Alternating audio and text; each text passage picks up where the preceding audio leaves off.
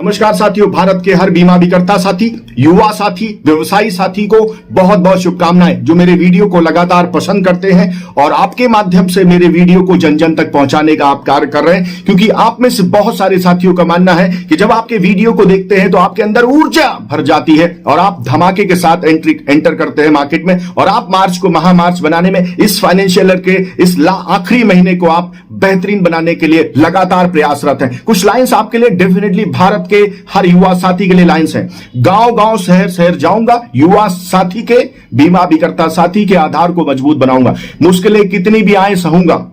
संकल्प लिया है आपके आधार को, आपके विचार को, आपके आचार को, आपके संस्कार को मजबूत बनाने का।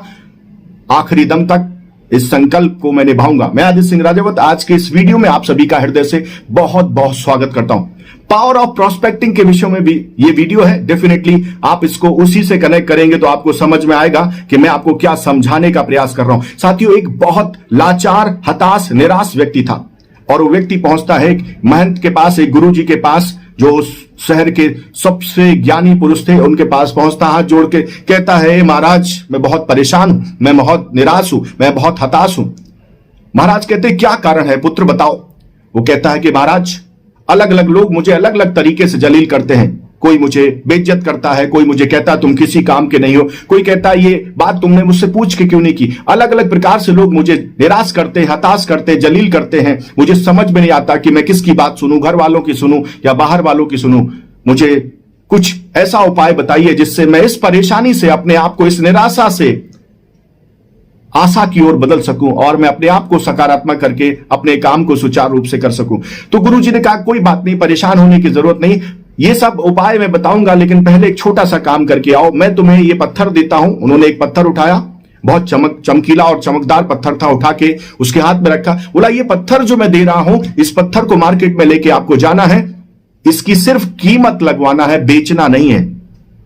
याद रखना है, इसको बेचना नहीं, सिर्फ कीमत लगवाना है। वो कहता है जो आज्ञा प्रभु। वो उस पत्थर को लेके जाता है, जाके सबसे पहले फल वाले के पास पहुंचता है, फल वाले को दिखाता है कि मेरे पास ये चमकीला पत्थर है और क्या आप इसे खरीदना चाहोगे। फल वाला कहता है कि देखता है पत्थर को, कहता है ये तो बड़ा ही चमकदार है, हाँ मैं खरीद सकता हूं, लेकिन इसके लिए मैं सिर्फ 1 केजी सेव आपको दूंगा। आपको अगर इसे बेचना है तो मैं इसके लिए 1 किलो सेव आपको दे सकता हूं। वो कहता है कि ठीक है भाई, बहुत बहुत धन्यवाद आपका, आपने इसकी कीमत लगाई, मुझे इसको बेचना नहीं है, मुझे सिर्फ कीमत लगानी है कि आपकी नजरों में इसकी कीमत क्या है। उसके बाद वो एक सब्जी वाले के पास पहुंचता है। सब्जी वाला उस पत्थर को देखता है, दंग रह जाता है। ऐसा पत्थर उसने पहले कभी नहीं देखा था। उसको लगता है कि घर में रखूंगा, बहुत अच्छा लगेगा, रिश्तेदार आएंगे, उनको दिखाऊंगा, बच्चों को खुशी महसूस होगी कि पिताजी पहली बार ऐसा चमकीला पत्थर लेके आए हैं। वो कहता है मैं तुम्हें 1 क्विंटल आलू दे सकता हूं अगर तुम ये पत्थर मुझे बेचोगे। उसने कहा नहीं भाई, बहुत खुशी की बात है, आपने इसकी कीमत लगाई, मुझे इसको बेचना नहीं। उसके बाद एक सुनार के पास पहुंचता। सुनार जैसे ही उस पत्थर को देखता है, वो कहता है ये तो बड़ा ही सुंदर रत्न है, इससे पहले मैंने कभी जीवन में इस प्रकार का इतना सुंदर रत्न नहीं देखा था। वो कहता मैं इसके लिए तुम्हें 50 लाख रुपए दूंगा। वो कहता है हे भाई, मैं आपका बहुत आभारी हूं, मुझे बेचना नहीं है, मुझे सिर्फ इसकी कीमत आंकनी थी जो आपने लगाई, मैं आपका बहुत शुक्रगुजार हूं। आगे बढ़ता है और एक उस शहर के सबसे बड़े जौहरी के पास पहुंचता है। जौहरी जैसे ही उस पत्थर को देखता है, एक चादर बिछाता है, चादर पे उस पत्थर को रखता है और अपना जो लेंस होता है जिससे वो देख सकता है, उससे उसकी जांच करता है, प्रणाम करता है। प्रणाम करने के बाद वो कहता है कि बेटा ये पत्थर तुमको कहां से मिला, इसके लिए तो मैं इस पूरी दुनिया में जितनी भी दौलत मेरे पास है, करोड़ों अरबों रुपए दे दूं वो भी कम है। ये तो अनमोल रत्न है, अनमोल हीरा है, इस अमूल्य है, इसकी शायद कीमत, मेरी औकात नहीं कि मैं इसकी कीमत लगा सकूं। अगर आप इसे बेचना चाहें तो मेरे पास जितनी भी दौलत है सब मैं इसको दे सकता हूं, मैं आपको दे सकता हूं। वो कहता नहीं sir, thank you so much, मैं आपका बहुत आभारी हूं, मुझे सिर्फ इसकी कीमत लगवानी थी, आपने इसकी कीमत लगाई, मैं बहुत खुशी हूं। मेरे गुरु का आदेश है कि मुझे इसे बेचना नहीं है। वो पत्थर लेके और बहुत सारे सवाल लेके अपने गुरु के सामने पहुंचता है और गुरु से कहता है मेरे मन में अलग अलग सवाल है, मैं अंदर से और ज्यादा विचलित हो गया हूं। और हर व्यक्ति ने इस पत्थर की कीमत अलग अलग लगाई। वैसे ही जब गुरु को उसने बोला कि हर व्यक्ति ने इसकी अलग अलग कीमत लगाई, वैसे ही गुरु ने उसे कहा ऐसे ही तुम होते हो, आपकी वैल्यू दुनिया अपनी नजरों से नजरिया बदलेंगे तो नजारे बदल जाएंगे, सोच को बदलेंगे तो सितारे बदल जाएंगे। हर व्यक्ति आपकी कीमत अपने नजरिए के हिसाब से, अपने पास्ट एक्सपीरियंस के हिसाब से, अपनी सोच के हिसाब से और अपनी औकात के हिसाब से लगाता है। आपकी जो कीमत है, सब्जी वाले ने कुछ और लगाई, फल वाले ने कुछ और लगाई। आपकी कीमत का मतलब यह है कि उस पत्थर की कीमत सब्जी वाले ने कुछ और लगाई, फल वाले ने कुछ और लगाई, सुनार ने कुछ और लगाई, जौहरी ने कुछ और लगाई। ऐसे ही आपके अंदर भी एक पत्थर है जो तुम हो।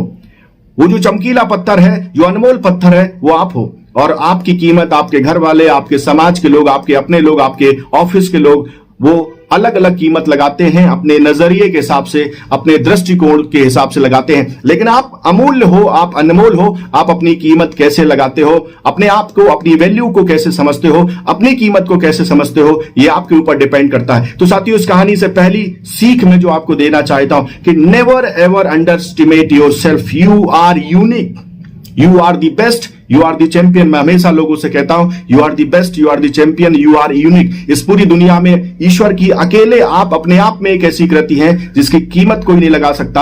आप अमूल्य हैं, करोड़ों अरबों रुपए से भी ज्यादा आप मूल्यवान हैं। आपकी कीमत इस दुनिया में कोई नहीं लगा सकता। इसलिए अपनी कीमत को हमेशा पहचानिए। पहली सीख मैं आपको देना चाहता हूं। दूसरी चीज, जब आप लाइफ इंश्योरेंस में काम करते हैं, बीमा अभिकर्ता के रूप में काम करते हैं, प्रोस्पेक्टिंग के विषय में आप काम करते हैं, तो आप देखेंगे हर व्यक्ति अलग अलग प्रोस्पेक्ट सेगमेंट से होता है। आप जितने बड़े प्रोस्पेक्ट के पास जाएंगे, आपकी वैल्यू उतनी ज्यादा बढ़ जाएगी और उस प्रोस्पेक्ट से उतना ही ज्यादा आपको प्रीमियम मिलेगा जितने बड़े प्रोस्पेक्ट के पास आप जाएंगे। तो मार्च को महामार्च कैसे बनाएं, इसके विषय में आपसे कहना चाहता हूं कि आज से आपको सोचना चाहिए कि आप अपने शहर में ऐसे लोगों के पास जा सकते हैं जो आपको 10 लाख, 20 लाख, 50 लाख, 1 करोड़ रुपए का प्रीमियम दे सकते हैं। आपके मन में अगर यह सवाल आता है कि मेरे में क्षमता नहीं है, आई एम नॉट कैपेबल, कि मैं उन लोगों से कैसे मिलूं, तो इसका जवाब मेरे पास है। मैं आपको कहना चाहता हूं कि जब तक आप उस प्रोस्पेक्ट के लोगों से नहीं मिलेंगे, आप उस लेवल के लोगों से नहीं मिलेंगे, कभी भी आपका प्रीमियम साइज नहीं बढ़ेगा। और जब प्रीमियम साइज नहीं बढ़ेगा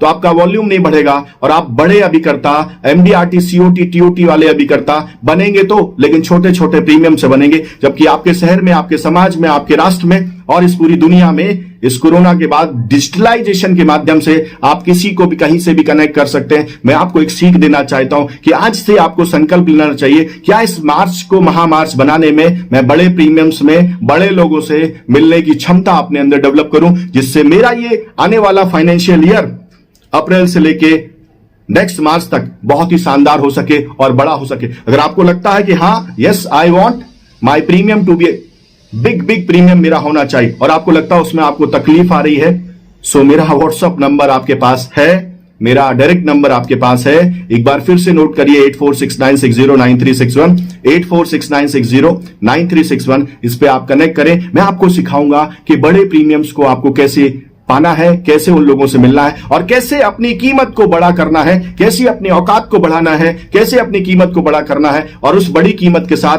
जब आप मार्केट में उतरेंगे तो आपको बड़ी सफलता मिलेगी। और यही मेरी शुभकामनाएं उन सभी साथियों को है जो इस वीडियो को देख रहे हैं। मेरी ओर से आप सभी को बहुत बहुत मार्च की शुभकामनाएं। अगर ये वीडियो वाकई में आपको अच्छा लगा है तो आप अपने कमेंट्स जरूर लिखें। मुझे बहुत बेचैनी होती है जब मैं आपके कमेंट्स को पाता हूं, मुझे खुशी होती है, और जब नहीं पाता हूं तो मुझे बेचैनी होती है कि आपका कमेंट्स मुझे क्यों नहीं आया। So thank you so much for watching this video. आप सभी को मार्च की बहुत बहुत शुभकामनाएं।